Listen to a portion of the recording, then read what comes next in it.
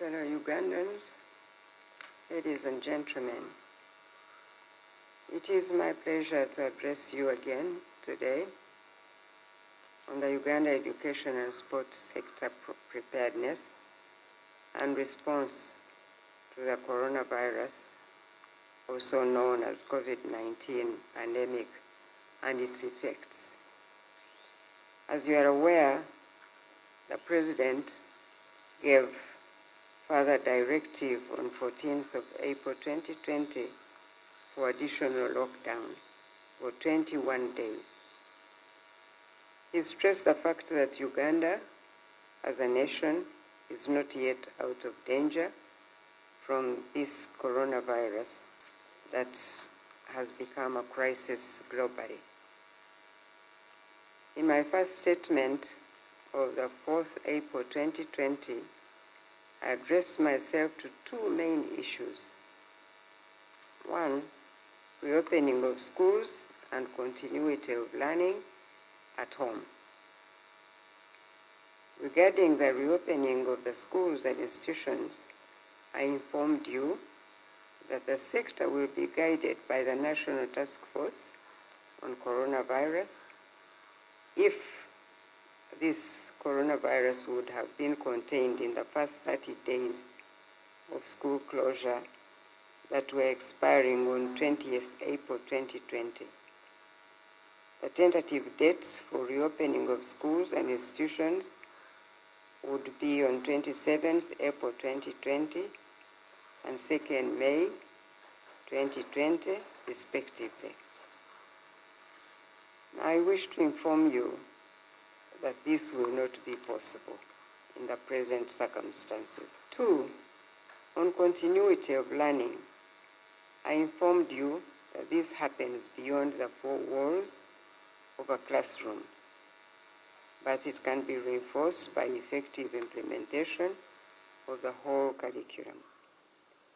In the present circumstances of total lockdown, the greatest contributors to learning are now the parents and the immediate family members. I therefore reiterate my appeal to parents and families to help learning take place by involving the learners in their home activities to give them skills for life, such as cooking, such as cleaning, gardening, looking after animals, business, art, music, physical activity, play and sports, and many others. And to spend time with your learners to develop their values and positive attitudes. To tell them stories, to tell them riddles and other life lessons and support their learning. Help your learners to make a craft or develop, we suggested, or develop an innovation which will be required at school at the reopening of schools. Counsel, guide, and encourage children to wait for the reopening of schools with enthusiasm and zeal. The ministry has produced a framework to guide the process of continuity of learning.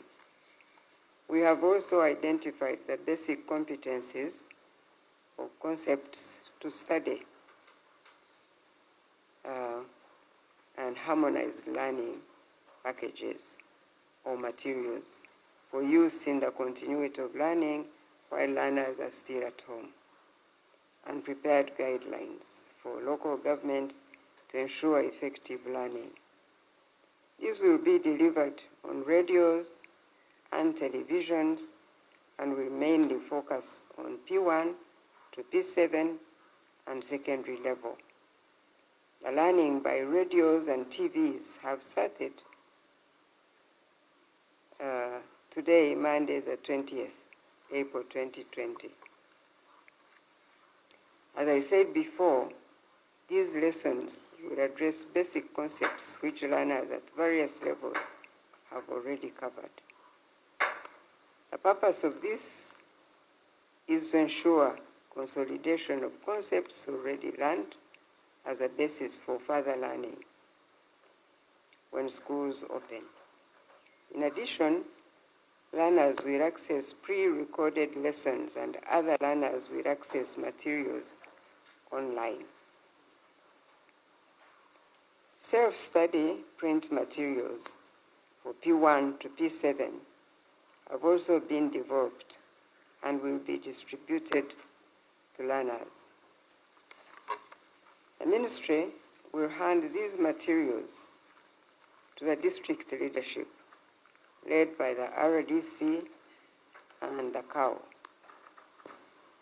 These will distribute to the sub-county chiefs, who in turn will hand them to the parish chiefs. The parish chiefs will use the LC1 to hand them to individual homes. This is a system I believe can work, especially where the district leadership are active and can monitor this program so that it can go all the way down to individual homes so that children don't have to run around the district looking for these materials. So I appeal to the local government leadership to help us do this and use the system that is already there, the sub-county chiefs who are facilitated through the programs of COVID-19, and they in turn would get in touch with the parish chiefs and then go down to LC1, who would hand these materials to the homes. Proper records shall be kept at every level so that we know, that we become sure at the ministry level that these materials we sent out will really get to the children in the homes, because that's the whole purpose, especially for those families who cannot access email or work online or TVs or even radios. Those are the ones we hope will not fail to access these materials. These materials will be a great resource to our learners even after the lockdown. A continuation of the systematic curriculum coverage will take place at school after the reopening. As we said last time, we did this because we didn't want anybody to fall between lines. We wanted to make sure that the new learning material will come to everybody when schools reopen. So, with regard to the learning for pre-primary and lower primary, P1 to P3, this will mainly be home-based. Allow these young children to enjoy their childhood by teaching them through play, songs, riddles, counting, listening, speaking, and writing in both local languages and English. Learners in TVET institutions, tertiary institutions, and universities should engage in wide reading on various subjects, including economics, social systems, health inventions, and innovations. This will widen their knowledge base. As I mentioned before, these students should also read around the courses or their modules on their current semester using every possible means, especially at the internet, since they already have their course outlines. However, National Council for Higher Education will work with universities to ensure continuity of learning. Now, all teachers, instructors, and lecturers should effectively prepare for all the lessons and lectures for the current term of semester to redeem the time when schools and institutions reopen. Head teachers and heads of institutions are hereby instructed to give the teachers the necessary assistance for this preparation. As you may be aware, even after the lockdown has been lifted, the education institutions will need to be prepared for resumption of learning.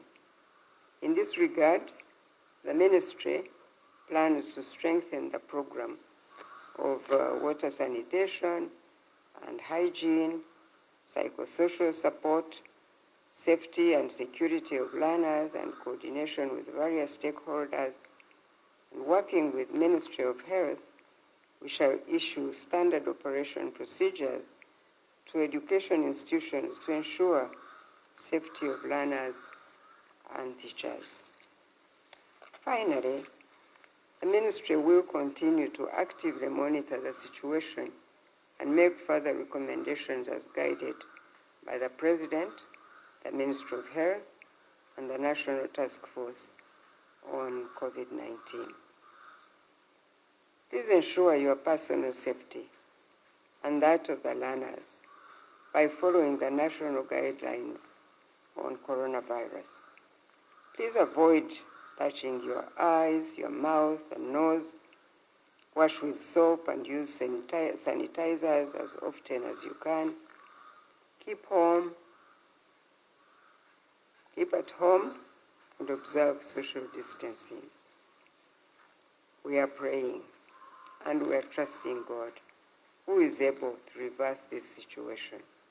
We are confident that soon life will return to normal. Once again, I'd like to express my appreciation to all the government agencies, individuals, organizations, and education partners for the support they have continued to accord the ministry during this very difficult time. I would like to applaud all the health workers who are putting up a spirited fight to ensure recovery of the confirmed coronavirus cases and prevention of further infections. I will continue to update you on what is happening in the education and sports sector as we receive new advice from the Ministry of Health. Please keep safe and do ensure that you're safe and our learners at home are safe. I thank you all and God bless you.